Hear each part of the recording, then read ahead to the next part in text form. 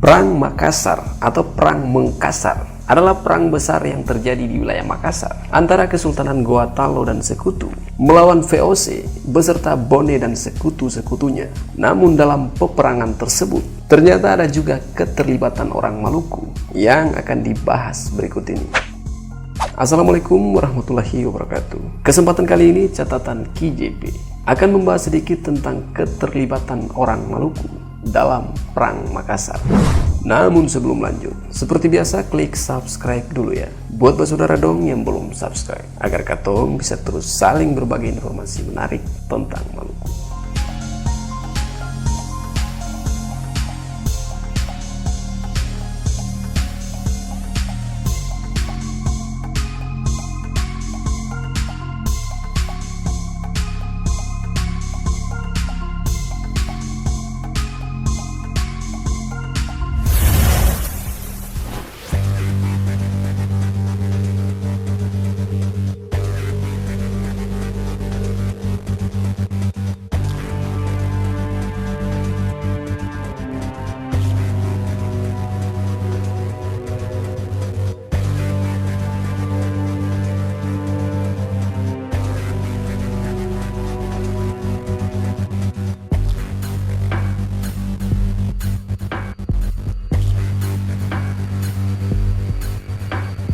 Kapitan Yongker atau Kapitan Jongker adalah nama seorang pemimpin kelompok pasukan Maluku yang mengabdi kepada VOC.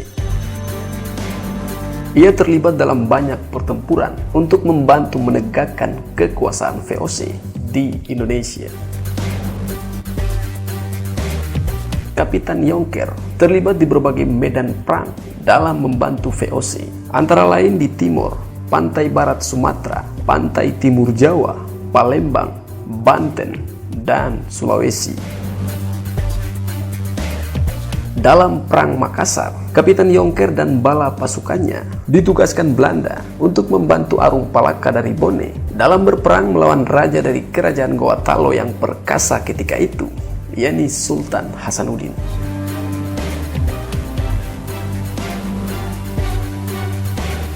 Pertarungan tak fair antara pasukan Jongker, tentara Belanda, serta prajurit Arung Palaka telah menjadikan pasukan Goa Talo di bawah komando Sultan Hasanuddin harus takluk dan tunduk atas keunggulan mereka.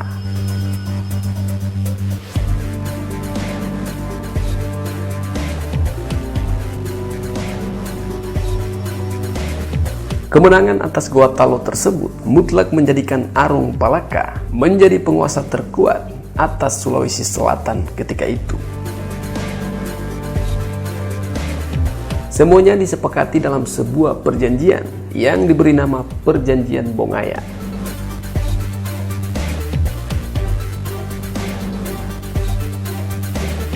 Dalam keterangan Leonard Andaya dalam buku warisan Arung Palaka tahun 2004, pasukan Yongker dan Arung Palaka di bawah komando Laksamana Spelman dari VOC tiba di Tanah Keke dan Makassar antara tanggal 1 sampai 3 Desember di tahun 1666.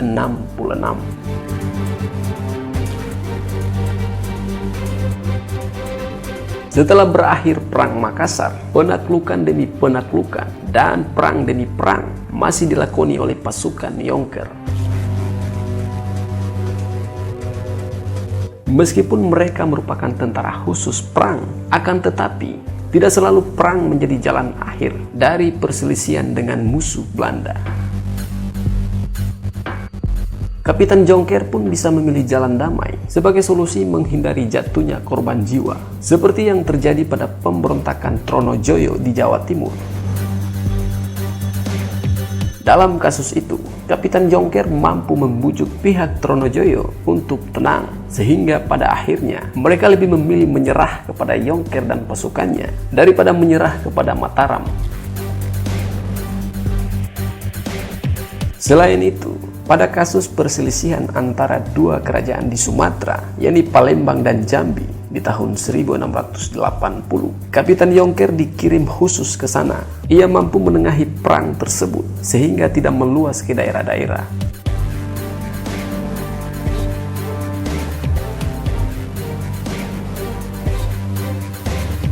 Berkat sepak terjangnya, yang tidak hanya lihai dalam mengangkat senjata, melainkan mampu menjadi negosiator yang mahir, menjadikannya mendapat perhatian serius dari pihak Belanda dan VOC. Sampai akhirnya ia diangkat dari Van Rijk menjadi kapitan dan menjadi anak kesayangan dari Laksamana Spelman.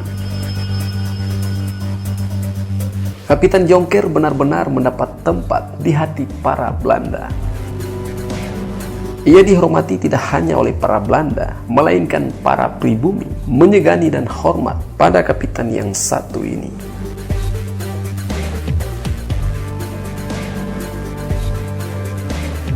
Meskipun Jonker sangat berjasa terhadap VOC Belanda, namun akhir hayatnya justru berakhir di tangan VOC itu sendiri. VOC khawatir pengaruh Kapitan Jonker yang semakin besar. Jonker sendiri berasal dari keluarga raja muslim di Maluku. Nama Jonker sendiri diperkirakan bukan nama asli, melainkan padanan gelar Tamaila yang biasa digunakan di Ambon pada zaman itu. Namanya tertulis dalam sebuah akta tahun 1664 sebagai Jonker de Manipa, menunjukkan bahwa ia berasal dari Pulau Manipa di Seram Barat, Maluku.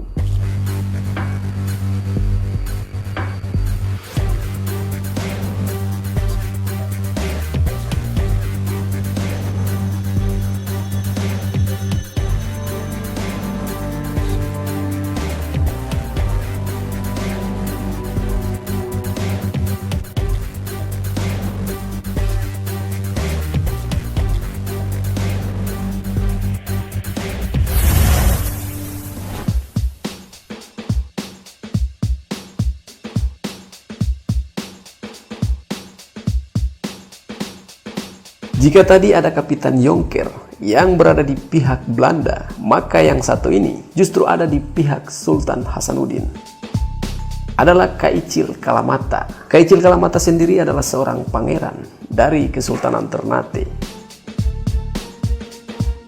Kaicil Kalamata adalah putra Sultan Ternate, yakni Mudafar I dari selirnya. Ia merupakan saudara tiri dari dua Sultan Ternate, yakni Sultan Mandar Shah dan Sultan Manila. Dalam beberapa sumber, nama Pangeran Ternate ini sering ditulis sebagai Kaicil Kalimata, Kalumata, dan Kalamata.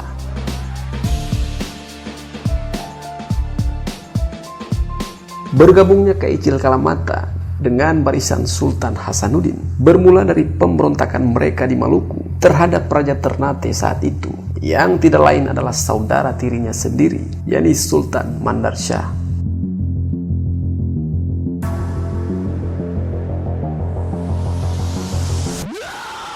Setelah pemberontakan pertama yang digerakkan Kapitan Kaki Ali dipadamkan, tahun 1650 pecah kembali pemberontakan rakyat Maluku yang diawali di Ternate. Kali ini dipicu oleh tindakan Sultan Mandar Shah yang secara diam-diam menyerahkan sebagian wilayah Seram dan monopoli dagang kepada Belanda. Para pangeran dan bangsawan memberontak dan memaksa Sultan Mandar Shah turun tahta, kemudian mengangkat Sultan Manila sebagai pengganti. Sultan Mandar Shah yang tidak terima dirinya dilengserkan berusaha merebut kembali tahtanya dengan dukungan Belanda.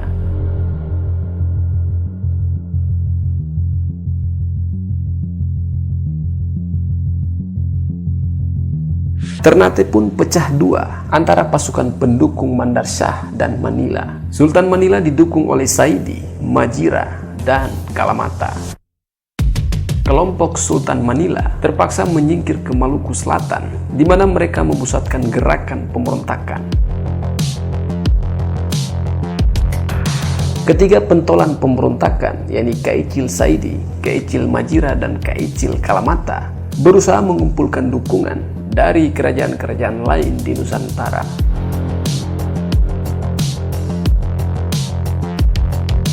Kaicil Kalamata kemudian pergi ke kerajaan Goa dan meminta dukungan dari Sultan Hasanuddin untuk melawan Sultan Mandar Shah.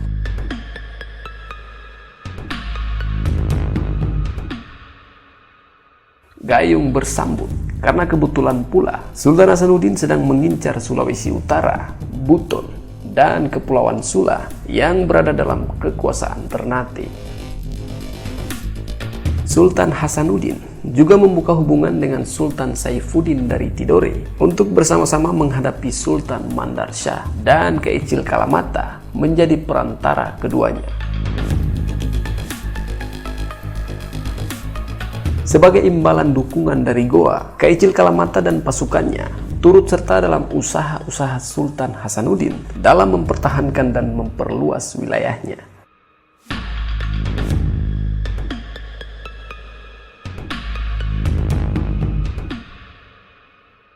Atas jasa-jasa Keichil Kalamata bagi Goa, Karaeng Talo yang juga menghubungi kerajaan Goa menikahkan putrinya, yakni Daeng Nija Karaeng Panaikan, dengan Keichil Kalamata.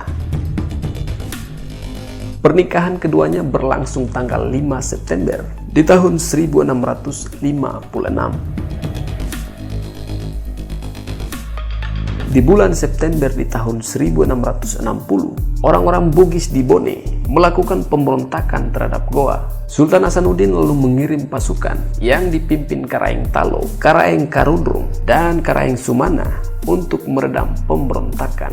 Keichil Kalamata dan pasukannya juga turut serta dalam rombongan pasukan Goa tersebut.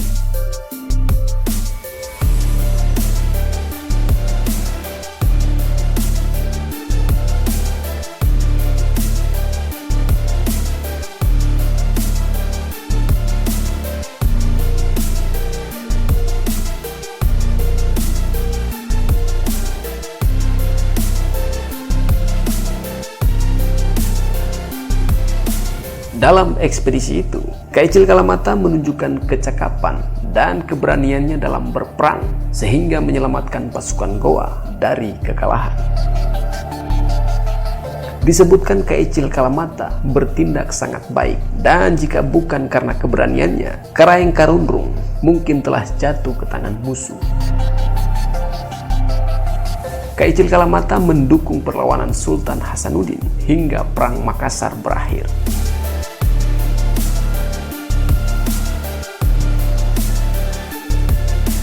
Ia juga turut dalam rombongan Sultan Hasanuddin ketika sang sultan diundang ke Batavia untuk menghormati gubernur jenderal.